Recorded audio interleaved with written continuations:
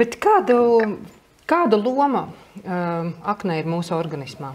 Ja mēs runājam par aknu funkcijām, tās var iedalīt trīs lielās grupās. Aknas ražovielas, piemēram, asins recēšanas faktorus, imunitātes faktorus, dažādas transporta olbaltumvielas, aknas uzkrāja. Dažādas vielas, piemēram, ja mēs jau sākām runāt par cukuru, tad, kad mēs apēdam kaut ko saldu, kurā ir cukurs, tāļu organisms izmanto uzreiz. To, ko nevajag, aknas pārstrādā un uzglabā. Un, ja nu gadījumā mēs kaut ko neēdam un smadzenēm vai kaut kur šūnām vajag enerģiju, aknas var atbrīvot šo glikogēnu, šo cukura rezervi, un organisms to var izmantot.